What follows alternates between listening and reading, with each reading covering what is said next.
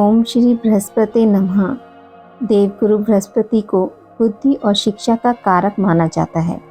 बृहस्पतिवार को बृहस्पति देवता की पूजा करने से धन, विद्या, मान सम्मान, प्रतिष्ठा और कई मनवांछित फल की प्राप्ति होती है।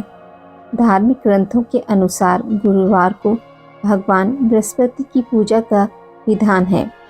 गुरुवार के दिन व्रत और कथा सुनने से घर परिवार में सुख समृद्धि बनी रहती है। चलिए सुनते हैं बृहस्पतिवार की संपूर्ण कथा और बृहस्पतिवार की आरती। प्राचीन काल की बात है। किसी राज्य में एक बड़ा प्रतापी और दानी राजा राज करता था।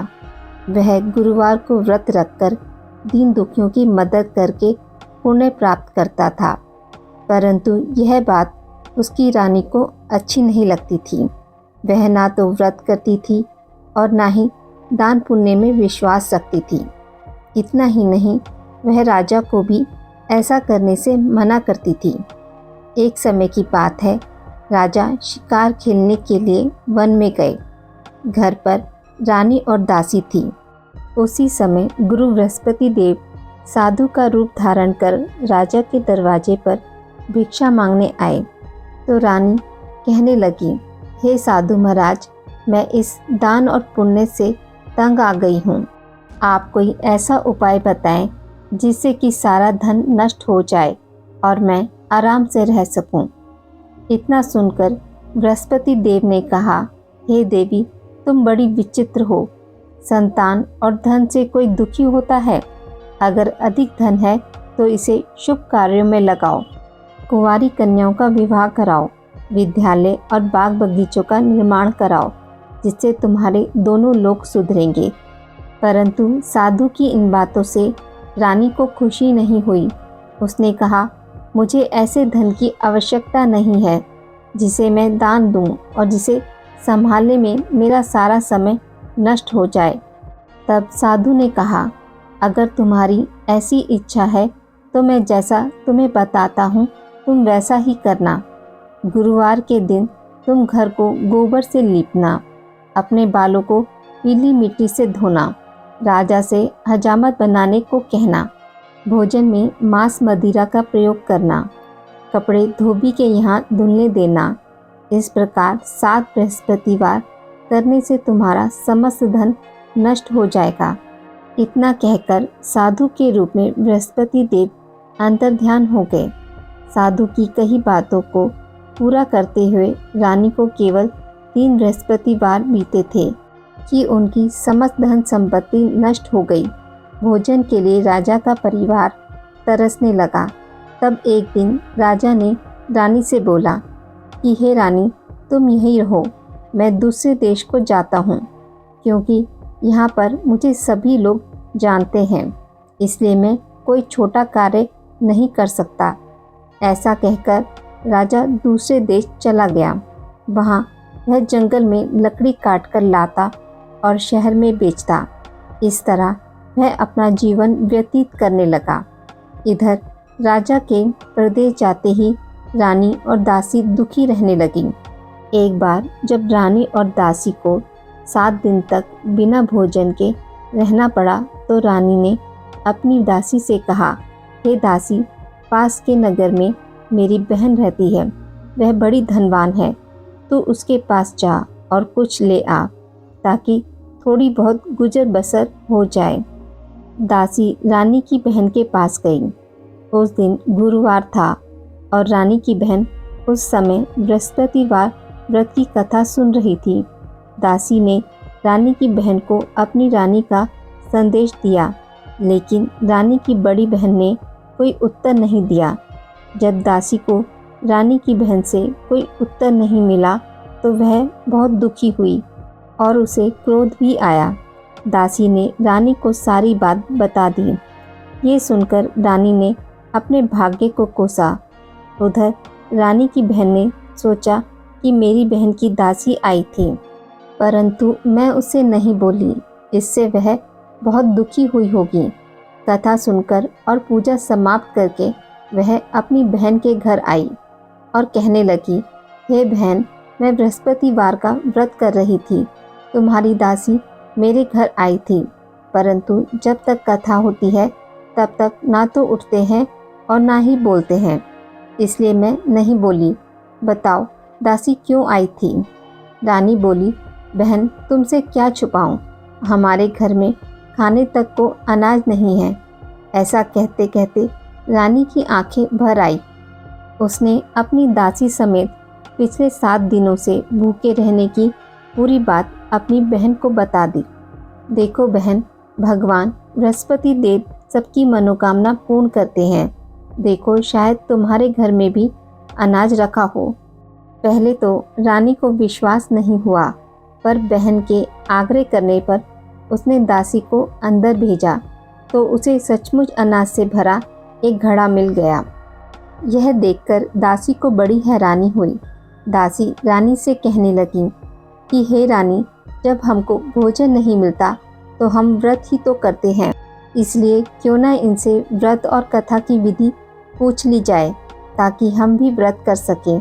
तब रानी ने अपनी बहन से बृहस्पतिवार व्रत के बारे में पूछा। उसकी बहन ने बताया, बृहस्पतिवार के व्रत में चने की दाल और मुनक्का केले की जड़ में अर्पित करें तथा दीपक जलाएं, व्रत कथा सुनें और पीला भोजन ही करें। इससे बृहस्पति देव और भगवान विष्णु प्रसन्न होते हैं। व्रत और पूजा की विधि बताकर रानी की बहन अपने घर लौट आई। 7 दिन के बाद जब गुरुवार आया तो रानी और दासी ने व्रत रखा। वह गुड़साल में जाकर चना और गुड़ लेकर आई। फिर उसने केले की जड़ तथा भगवान विष्णु की पूजा की। अब पीले भोजन की चिंता को लेकर दोनों बहुत दुखी हुई। उन्होंने व्रत रखा था, इसलिए बृहस्पति देव उनसे प्रसन्न थे। वह एक साधारण व्यक्ति का रूप धारण कर 2 थालों में पीला भोजन दासी को दे गए। भोजन पाकर दासी प्रसन्न हुई और फिर रानी के साथ मिलकर भोजन ग्रहण किया। उसके बाद वह सभी गुरुवार के व्रत और पूजा करने लगी। बृहस्पति देव की कृपा से उनके पास फिर से धन संपत्ति आ गई, परंतु रानी फिर से पहले की तरह आलस्य करने लगी। तब दासी बोली, देखो रानी, तुम पहले भी इसी प्रकार आलस्य करती थी। तुम्हें धन रखने में कष्ट होता था, इस कारण सभी धन नष्ट हो गया, और अब जब देव बृहस्पति की कृपा से धन मिला है तो तुम फिर से आलस करने लगी हो।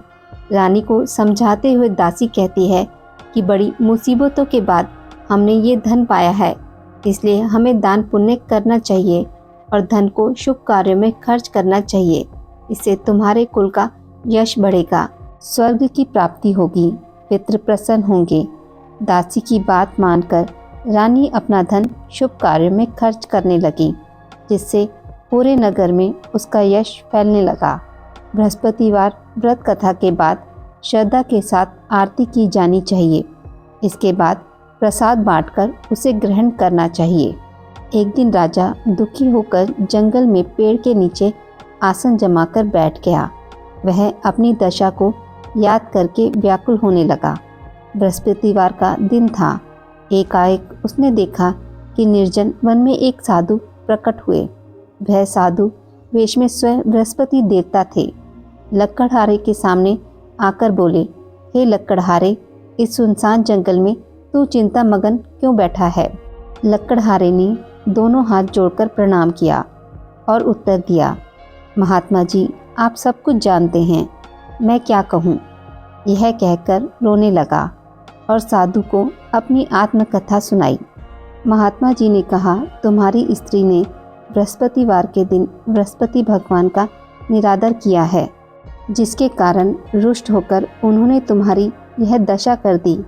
अब तुम चिंता को दूर करके मेरे कहने पर चलो तो तुम्हारे सब कष्ट दूर हो जाएंगे और भगवान पहले से भी अधिक संपत्ति देंगे। तुम बृहस्पतिवार के दिन कथा किया करो। 2 पैसे के चने मक्का लाकर उसका प्रसाद बनाओ और शुद्ध जल से लोटे में शक्कर मिलाकर अमृत तैयार करो। कथा के पश्चात अपने सारे परिवार और सुनने वाले प्रेमियों में अमृत व प्रसाद बांटकर आप भी ग्रहण करो। ऐसा करने से भगवान तुम्हारी सभी मनोकामनाएं पूरी करेंगे। साधु के ऐसे वचन सुनकर लक्कड़हारा बोला, हे प्रभु, मुझे लकड़ी बेचकर इतना पैसा नहीं मिलता जिससे भोजन के उपरांत कुछ बचा सकूं। मैंने रात्रि में अपनी पत्नी को व्याकुल देखा है। मेरे पास कुछ भी नहीं जिससे मैं उसकी खबर मांग सकूं। साधु ने कहा, हे लकड़हारे, तुम किसी बात की चिंता मत करो। बृहस्पतिवार के दिन तुम रोज़ाना की तरह लकड़ियाँ लेकर शहर को जाओ। तुमको रोज़ से दुगना धन प्राप्त होगा, जिससे तुम भली भांति भोजन कर लोगे तथा बृहस्पति देव की पूजा का सामान भी आ जाएगा। इतना कहकर साधु अंतर्ध्यान हो गए। धीरे धीरे समय व्यतीत होने पर फिर वही बृहस्पतिवार का दिन आया। लकड़हारा जंगल से लकड़ी काटकर किसी शहर में बेचने गया। उसे उस दिन और दिनों से अधिक धन मिला। राजा ने चना गुड़ लाकर गुरुवार का व्रत किया। उस दिन से उसके सभी कलेश दूर हो गए। परंतु जब दोबारा गुरुवार का दिन आया तो बृहस्पतिवार का व्रत करना भूल गया। इस कारण बृहस्पति भगवान नाराज हो गए। उस दिन उस नगर के राजा ने विशाल यज्ञ का आयोजन किया तथा शहर में यह घोषणा करा दी कि कोई भी मनुष्य अपने घर में भोजन ना बनावे, ना आग जलावे। समस्त जनता मेरे यहाँ भोजन करने आवे। इस आज्ञा को जो न मानेगा उसे फांसी की सज़ा दी जाएगी। इस तरह की घोषणा संपूर्ण नगर में करवा दी गई। राजा की आज्ञा अनुसार शहर के सभी लोग भोजन करने गए, लेकिन लकड़हारा कुछ देर से पहुंचा, इसलिए राजा उसको अपने साथ घर लिवा ले गए और ले जाकर भोजन करा रहे थे तो रानी की दृष्टि उस खूंटी पर पड़ी जिस पर उसका हार लटका हुआ था। वह वहां पर दिखाई नहीं दिया। रानी ने निश्चय किया कि मेरा हार इस मनुष्य ने चुरा लिया है। उसी समय सिपाहियों को बुलवा उसे कारागार में डलवा दिया। जब लकड़हारा कारागार में पड़ गया और बहुत दुखी होकर विचार करने लगा कि ना जाने कौन से पूर्व जन्म के कर्म से मुझे यह दुख प्राप्त हुआ, और उसी साधु को याद करने लगा जो कि जंगल में मिला था। उसी समय तत्काल बृहस्पति देव साधु के रूप में प्रकट हुए और उसकी दशा को देखकर कहने लगे, अरे मूर्ख, तूने बृहस्पति देव की कथा नहीं करी, इसी कारण तुझे दुख प्राप्त हुआ। अब चिंता मत कर। बृहस्पतिवार के दिन कारागार के दरवाजे पर 4 पैसे पड़े मिलेंगे। उनसे तू बृहस्पति देव की पूजा करना, तेरे सभी कष्ट दूर हो जाएंगे। बृहस्पतिवार के दिन उसे 4 पैसे मिले। लकड़हारे ने कथा कही। उसी रात्रि को बृहस्पति देव ने उस नगर के राजा को स्वप्न में कहा, हे राजन, तुमने जिस आदमी को कारागार में बंद कर दिया है वह निर्दोष है। वह राजा है, उसे छोड़ देना। रानी का हार उसी खूंटी पर लटका है। अगर तू ऐसा नहीं करेगा तो मैं तेरे राज्य को नष्ट कर दूंगा। इस तरह रात्रि के स्वप्न को देखकर राजा प्रातःकाल उठा और खूंटी पर हार देखकर लकड़हारे को बुलाकर क्षमा मांगी तथा लकड़हारे को योग्य सुंदर वस्त्र आभूषण देकर विदा कर दिया। बृहस्पति देव की आज्ञा अनुसार लकड़हारा अपने नगर को चल दिया। राजा जब अपने नगर के निकट पहुंचा तो उसे बड़ा आश्चर्य हुआ। नगर में पहले से अधिक बाग, तालाब, कुएं तथा बहुत सी धर्मशाला, मंदिर आदि बन गई हैं। राजा ने पूछा, यह किसका बाग और धर्मशाला है? तब नगर के सब लोग कहने लगे, यह सब रानी और बांदी के हैं। तो राजा को आश्चर्य हुआ और गुस्सा भी आया। जब रानी ने यह खबर सुनी कि राजा आ रहे हैं तो उन्होंने बांदी से कहा कि हे दासी, देख राजा हमको कितनी बुरी हालत में छोड़ गए थे। हमारी ऐसी हालत देखकर वह लौट ना जाए, इसलिए तू दरवाजे पर खड़ी हो जा। आज्ञा अनुसार दासी दरवाजे पर खड़ी हो गई। राजा आए तो उन्हें अपने साथ लिवा लाई। तब राजा ने क्रोध करके अपनी रानी से पूछा कि यह धन तुम्हें कैसे प्राप्त हुआ है? तब उन्होंने कहा, हमें यह सब धन बृहस्पति देव के इस व्रत के प्रभाव से प्राप्त हुआ है। राजा ने निश्चय किया कि 7 रोज बाद तो सभी बृहस्पति देव का पूजन करते हैं, परंतु मैं प्रतिदिन दिन में 3 बार कहानी तथा रोज व्रत किया करूँगा। अब हर समय राजा के दुपट्टे में चने की दाल बंधी रहती तथा दिन में 3 बार कहानी कहता। एक रोज राजा ने विचार किया कि चलो अपनी बहन के यहाँ हो आवे। इस तरह निश्चय कर राजा घोड़े पर सवार हो अपनी बहन के यहाँ को चलने लगा। मार्ग में उसने देखा कि कुछ आदमी एक मुर्दे को लिए जा रहे हैं। उन्हें रोककर राजा कहने लगा, अरे भाइयों, मेरी बृहस्पति देव की कथा सुन लो। वे बोले, लो हमारा तो आदमी मर गया, इसको अपनी कथा की पड़ी है। परंतु कुछ आदमी बोले, अच्छा कहो, हम तुम्हारी कथा भी सुनेंगे। राजा ने दाल निकाली और जब कथा आधी ही हुई थी कि मुर्दा हिलने लग गया, और जब कथा समाप्त हो गई तो राम राम करके मनुष्य खड़ा हो गया। आगे मार्ग में उसे एक किसान खेत में हल चलाता मिला। राजा ने उसे देख और उससे बोले, अरे भाई, तुम मेरी बृहस्पतिवार की कथा सुन लो। किसान बोला, जब तक मैं तेरी कथा सुनूंगा तब तक 4 हरिया जोत लूँगा, जा अपनी कथा किसी और को सुनाना। इस तरह राजा आगे चलने लगा। राजा के हटते ही बैल पछाड़ खाकर गिर गए तथा किसान के पेट में बड़ी जोर का दर्द होने लगा। उस समय उसकी माँ रोटी लेकर आई। उसने जब यह देखा तो अपने पुत्र से सब हाल पूछा और बेटे ने सभी हाल कह दिया। तो बुढ़िया दौड़ी दौड़ी उस घुड़सवार के पास गई और उससे बोली कि मैं तेरी कथा सुनूंगी, तू अपनी कथा मेरे खेत पर चलकर ही कहना। राजा ने बुढ़िया के खेत पर जाकर कथा कही, जिसके सुनते ही वह बैल उठ खड़े हुए तथा किसान के पेट का दर्द भी बंद हो गया। राजा अपनी बहन के घर पहुंचा। बहन ने भाई की खूब मेहमानी की। दूसरे रोज प्रातःकाल राजा जगा तो वह देखने लगा कि सब लोग भोजन कर रहे हैं। राजा ने अपनी बहन से कहा, ऐसा कोई मनुष्य है जिसने भोजन नहीं किया हो, जो मेरी बृहस्पतिवार की कथा सुन ले। बहन बोली, हे भैया, यह देश ऐसा ही है कि पहले यहाँ लोग भोजन करते हैं, बाद में अन्य काम करते हैं। अगर कोई पड़ोस में हो तो देखाऊं। वह ऐसा कहकर देखने चली गई, परंतु उसे कोई भी ऐसा व्यक्ति नहीं मिला जिसने भोजन ना किया हो। अतः वह एक कुम्हार के घर गई जिसका लड़का बीमार था। उसे मालूम हुआ कि उनके यहाँ 3 रोज से किसी ने भोजन नहीं किया है। रानी ने अपने भाई की कथा सुनने के लिए कुम्हार से कहा। वह तैयार हो गया। राजा ने जाकर बृहस्पतिवार की कथा कही, जिसको सुनकर उसका लड़का ठीक हो गया। अब तो राजा की प्रशंसा होने लगी। एक रोज राजा ने अपनी बहन से कहा कि हे बहन, हम अपने घर को जाएंगे, तुम भी तैयार हो जाओ। राजा की बहन ने अपनी सास से कहा। सास ने कहा, चली जा, परंतु अपने लड़के को मत ले जाना, क्योंकि तेरे भाई के कोई औलाद नहीं है। बहन ने अपने भाई से कहा, हे भैया, मैं तो चलूँगी, पर कोई बालक नहीं जाएगा। राजा बोला, जब कोई बालक नहीं चलेगा तब तुम ही क्या करोगी। बड़े दुखी मन से राजा अपने नगर को लौट आया। राजा ने अपनी रानी से कहा, हम निर्वंशी हैं, हमारा मुख देखने का धर्म नहीं है और कुछ भोजन आदि नहीं किया।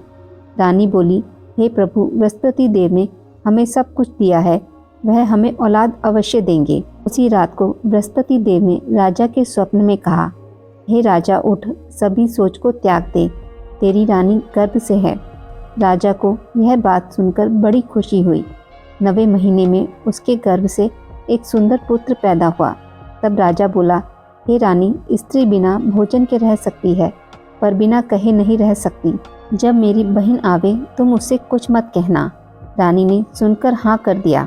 जब राजा की बहन ने यह शुभ समाचार सुना तो वह बहुत खुश हुई तथा बधाई लेकर अपने भाई के यहाँ आई। तभी रानी ने कहा, घोड़ा चढ़कर तो नहीं आई, गधा चढ़ी आई। राजा की बहन बोली, भाभी, मैं इस प्रकार ना कहती तो तुम्हें औलाद कैसे मिलती। बृहस्पति देव ऐसे ही हैं, जैसी जिसकी कामना हो सभी को पूर्ण करते हैं। जो सद्भावना पूर्वक बृहस्पतिवार का व्रत करता है, एवं कथा पढ़ता है अथवा सुनाता है, दूसरों को सुनाता है, बृहस्पति देव उसकी सभी मनोकामनाएं पूर्ण करते हैं। भगवान बृहस्पति देव उसकी सदैव रक्षा करते हैं। संसार में जो मनुष्य सद्भावना से भगवान जी का पूजन व्रत सच्चे हृदय से करते हैं तो उनकी सभी मनोकामनाएं पूर्ण करते हैं।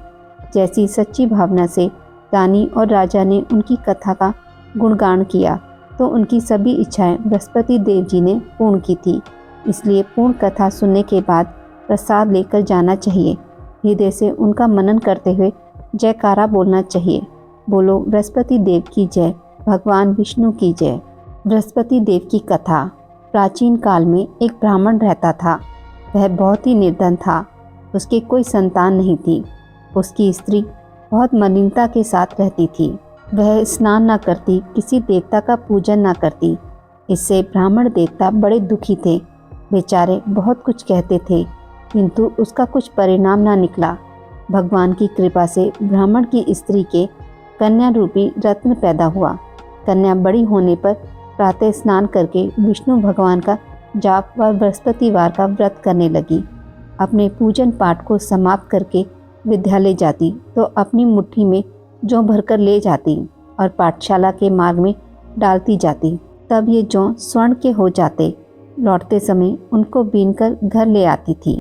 एक दिन वह बालिका सूप में उस सोने के जौ को फटकार कर साफ कर रही थी कि उसके पिता ने देख लिया और कहा, हे बेटी, सोने के जौ के लिए सोने का सूप होना चाहिए। दूसरे दिन बृहस्पतिवार था। इस कन्या ने व्रत रखा और बृहस्पति देव से प्रार्थना करके कहा, मैंने आपकी पूजा सच्चे मन से की हो तो मेरे लिए सोने का सूप दे दो। बृहस्पति देव ने उसकी प्रार्थना स्वीकार कर ली। रोजाना की तरह वह कन्या जौ फैलाती हुई जाने लगी। जब लौटकर जौ बीन रही थी तो बृहस्पति देव की कृपा से सोने का सूप मिला। उसे वह घर ले आई और उसमें जौ साफ करने लगी, परंतु उसकी माँ का वही ढंग रहा। एक दिन की बात है कि वह कन्या सोने के सूप में जौ साफ कर रही थी। उस समय उस शहर के राजा का पुत्र वहां से होकर निकला। इस कन्या के रूप को, कार्य को देखकर मोहित हो गया तथा अपने घर आकर भोजन तथा जल त्याग कर उदास होकर लेट गया। राजा को जब इस बात का पता लगा तो अपने प्रधानमंत्री के साथ उसके पास गए और बोले, हे बेटा, तुम्हें किस बात का कष्ट है? किसी ने अपमान किया है अथवा कोई और कारण है? सो कहो, मैं वही कार्य करूँगा जिससे तुम्हें प्रसन्नता हो। अपने पिता की राजकुमार ने बातें सुनी तो वह बोला, मुझे आपकी कृपा से किसी बात का दुख नहीं है। किसी ने मेरा अपमान भी नहीं किया, परंतु मैं उस लड़की से विवाह करना चाहता हूँ जो सोने के सूप में जौ साफ कर रही थी। यह सुनकर राजा आश्चर्य में पड़ गया और बोला, हे बेटा, इस तरह की कन्या का पता तुम ही लगाओ, मैं उसके साथ तेरा विवाह अवश्य ही करवा दूंगा। राजकुमार ने उस लड़की के घर का पता बतलाया। तब मंत्री उस लड़की के घर गए और ब्राह्मण देवता को सभी हाल बतलाया। ब्राह्मण देवता राजकुमार के साथ अपनी कन्या का विवाह करने के लिए तैयार हो गए तथा विधि विधान के अनुसार ब्राह्मण की कन्या का विवाह राजकुमार के साथ हो गया। कन्या के घर से जाते ही पहले की भांति उस ब्राह्मण देवता के घर में गरीबी का निवास हो गया। अब भोजन के लिए भी अन्न बड़ी मुश्किल से मिलता था। एक दिन दुखी होकर ब्राह्मण देवता अपनी पुत्री के पास गए। बेटी ने पिता की दुखी अवस्था को देखा और अपनी माँ का हाल पूछा। तब ब्राह्मण ने सभी हाल कहा। कन्या ने बहुत सा धन देकर अपने पिता को विदा कर दिया। इस तरह ब्राह्मण का कुछ समय सुखपूर्वक व्यतीत हुआ। कुछ दिन बाद फिर वही हाल हो गया। ब्राह्मण फिर अपनी कन्या के यहाँ गया और सारा हाल कहा तो लड़की बोली, हे पिताजी, आप माताजी को यहाँ लिवा लाओ, मैं उन्हें विधि बता दूंगी जिससे गरीबी दूर हो जाए। वह ब्राह्मण देवता अपनी स्त्री को साथ लेकर पहुँचे तो अपनी माँ को समझाने लगी, हे माँ, तुम प्रातःकाल प्रथम स्नान आदि करके विष्णु भगवान का पूजन करो तो सब दरिद्रता दूर हो जाएगी। परंतु उसकी माँ ने एक भी बात नहीं मानी और प्रातःकाल उठकर अपनी पुत्री के बच्चों की झूठन को खा लिया। उससे उसकी पुत्री को भी बहुत गुस्सा आया और एक रात को कोठरी से सभी सामान निकाल दिया और अपनी माँ को उसमें बंद कर दिया। प्रातःकाल उसे निकाला तथा स्नान आदि करा के पाठ करवाया तो उसकी माँ की बुद्धि ठीक हो गई और फिर प्रत्येक बृहस्पतिवार को व्रत रखने लगी। इस व्रत के प्रभाव से उसके माँ बाप बहुत ही धनवान और पुत्रवान हो गए और बृहस्पति जी के प्रभाव से इस लोक में सुख भोगकर स्वर्ग को प्राप्त हुए। सब लोग विष्णु भगवान की जय बोलो। बृहस्पति देव की जय।